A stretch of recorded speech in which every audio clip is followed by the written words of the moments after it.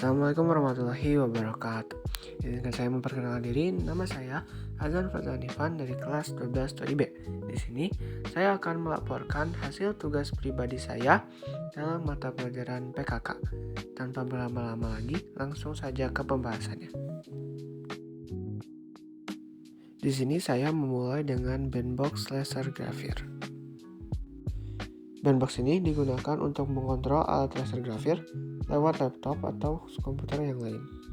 Nah, yang mana di bandbox ini kita dapat memasukkan desain yang ingin kita print lewat laser. Ada beberapa toolbar yang tersedia di bandbox ini, yang antara lain ada berupa titik koordinat, lalu ada toolbar drawing atau untuk menambahkan sketsa tambahan, lalu di bagian atas ada toolbar untuk moving, lalu ada untuk on atau start dan stop untuk pengeleseran, untuk memulai dan menghentikan pengeleseran. Lalu di sebelah kanan ada pengaturan untuk laser itu sendiri. Nah, cara untuk menambahkan desain yang ingin kita print lewat laser ini dengan cara mengklik logo folder yang ada di bagian kiri atas. Lalu kita bisa mengimpor gambar sketsa yang akan kita print. Setelah mengimpor gambar, lalu setting pengaturannya seperti ini. Jika sudah, atur juga posisi gambar pada titik-titik koordinat sesuai ukuran alas atau media yang akan kita print menggunakan laser.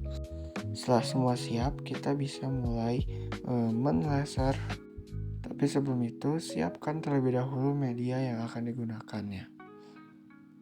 Di sini, saya menggunakan triplek ukuran 10 x 10 cm. Dan tidak lupa juga untuk menyiapkan alat laser grafirnya. Dan ini merupakan alat laser grafirnya yang terdiri dari beberapa komponen seperti motor stepper, microcontroller, dan ada beberapa jenis modul driver yang digunakan. Dan juga ada alat keselamatan untuk mata, yaitu ada kacamata.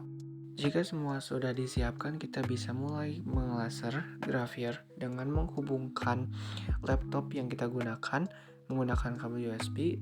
Lalu kita bisa mengecek terlebih dahulu posisi laser apakah sudah pas dengan media yang akan kita print atau media yang akan kita laser menggunakan toolbar yang ada pada bandbox, yaitu di bagian sini. Jika dirasa sudah pas, mulailah untuk melaser dengan menekan tombol yang berwarna hijau. Lalu laser akan mulai bekerja.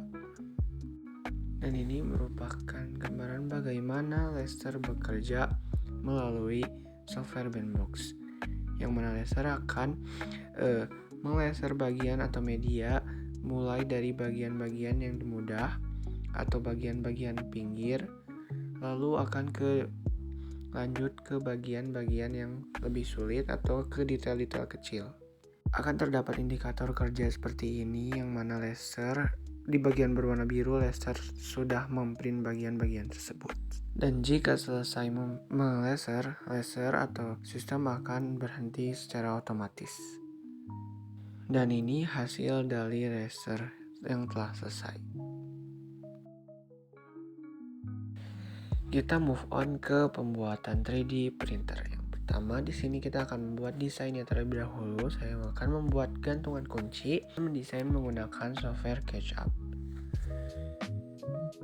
Di SketchUp ini kita bisa mendesain 3D dan bisa menguploadnya menjadi file OBJ ataupun STL. Jika desain sudah selesai, ekspor desain ke file OBJ berbentuk OBJ untuk nantinya diekspor kembali ke software Cura yang ditindaklanjuti untuk ke mesin 3D printer.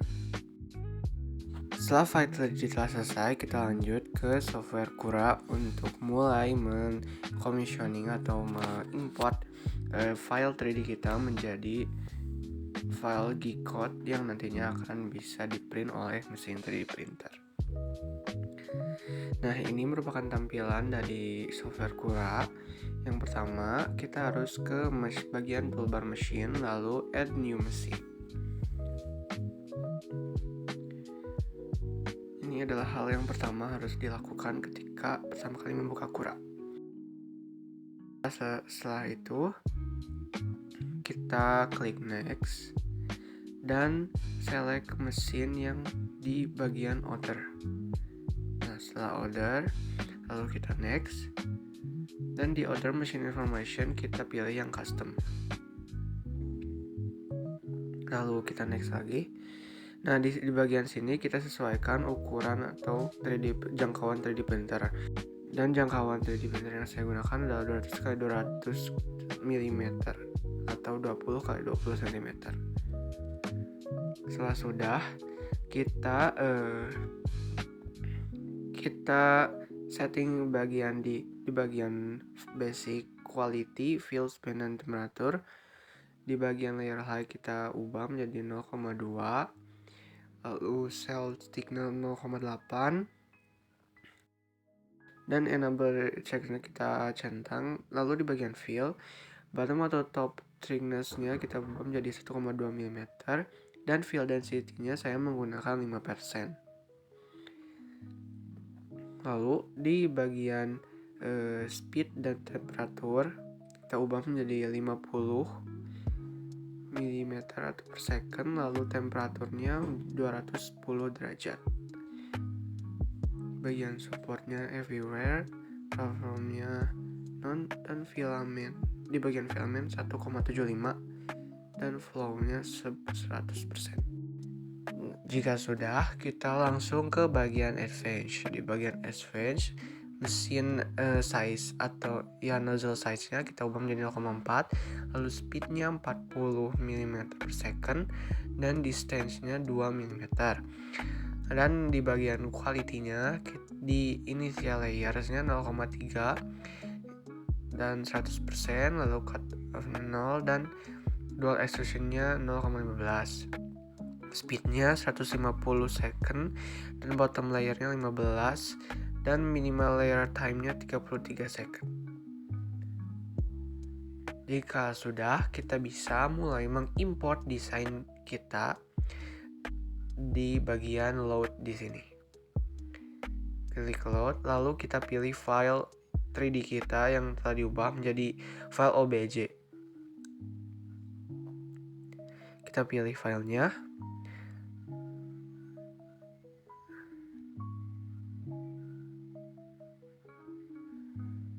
Lalu kita open. Dan di sini otomatis filenya akan terimport.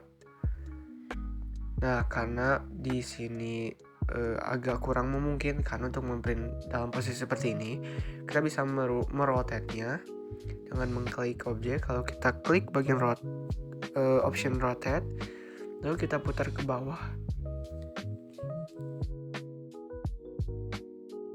Sesuaikan dan pastikan objeknya atau 3D printer nempel di bawah.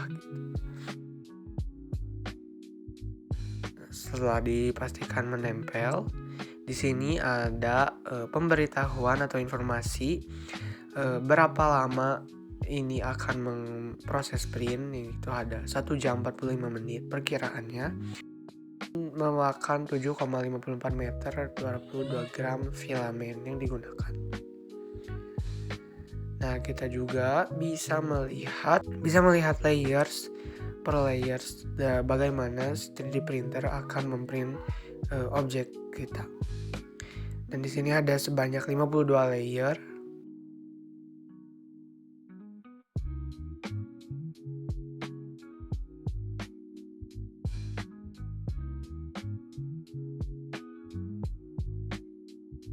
Ini merupakan layer pertama. 3D printer akan memprint, lalu semakin ke atas dan semakin ke atas, dan density 5% merupakan isian dari print tersebut, sehingga seperti ini jika menggunakan 5%. Lalu di bagian biru-biru ini merupakan support print, yang mana bagian tersebut tidak ada pada desain 3D dan berfungsi sebagai support agar printer bisa mengeprint dengan lancar. karena bagian tersebut berlubang atau biasanya memiliki celah-celah kecil. Dan jika dirasa sudah, kita bisa save toolpath kepada SD card atau langsung mengimportnya berupa file G-code yang otomatis akan tersimpan pada SD card. Kita bisa mengganti namanya dan toolpath atau filenya akan otomatis berupa G-code. Alat yang digunakan untuk mentransfernya adalah berupa card reader ini. Dan ini merupakan mesin 3D printernya yang terdapat beberapa komponen. Dan 3D printer yang digunakan ini bermerek atau Ender, berlabel Ender, memiliki motor stepper, dan ini merupakan spesifikasi filamen yang digunakan. Sesaat setelah printer 3D dinyalakan, screen atau layar akan menyala, lalu kita ada beberapa pengaturan atau setting sistem yang harus dijalankan. Yang pertama, mengatur suhu bed. Pastikan suhu bed atau alas pada 3D printer di 60 derajat Celcius. Bed adalah permukaan alas printer 3D tempat hasil cetakan menempel. Suhu bed diatur ke 60 derajat agar filamen yang keluar dari nozzle dapat menempel dengan baik dan tidak mudah lepas. Lalu kita ke option prepare, lalu klik preheat PLA, suhu nozzle-nya sebesar 210 derajat Celcius. Dengan memasukkan filamen ke dalam extruder hingga mencapai hot-end, lalu lakukan uji coba extruder untuk memastikan filamen meleleh dengan lancar. Dengan cara masuk ke menu prepare, move axis untuk pergerakan bagian printer, dan gerakan bagian X, Y, Z. X merupakan arah kanan kiri, Y arah depan belakang, dan Z arah naik turun. Dan pergerakan ini bisa dipilih dalam jarak 10 mm, 1 mm, atau 0,1 mm sesuai kebutuhan. Dan pastikan motor stepper dapat bergerak dan lelehan PLA keluar. Untuk memulai mencetakan, pilih Print from TF. Pilih file G-code yang telah kita transfer melalui SD card tadi, dan printer akan mulai mencetak objek sesuai file tersebut hingga selesai. Nah, sebelum itu kita ke menu tune dulu untuk mengatur baby step dan mengatur jarak nozzle. Fungsinya untuk mengatur jarak nozzle terhadap bed dengan sangat halus sekitar 0,1 mm atau lebih ke atas sedikit. Jika nozzle terlalu jauh, filamennya tidak akan menempel. Jika nozzle terlalu dekat, hasil print bisa rusak atau nozzle tersumbat. Dengan baby step, jarak nozzle bisa dikoreksi secara real time.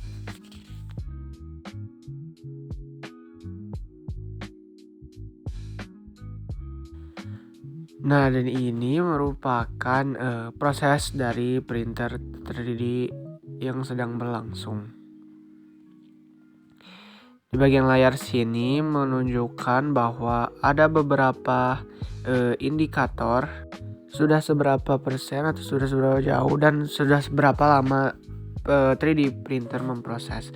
XY dan XYZ, XY ini akan terus berubah-ubah karena ini merupakan pergerakan dari motor stepper atau nozzle. Dan jika sudah selesai, mesin akan berhenti secara otomatis. Dan ini merupakan hasil yang telah selesai dari mesin 3D printer dan laser graphier, yang mana 3D printernya akan menjadi bingkai sekaligus gantungan kunci, dan grafirnya akan seolah-olah menjadi foto di bingkai tersebut.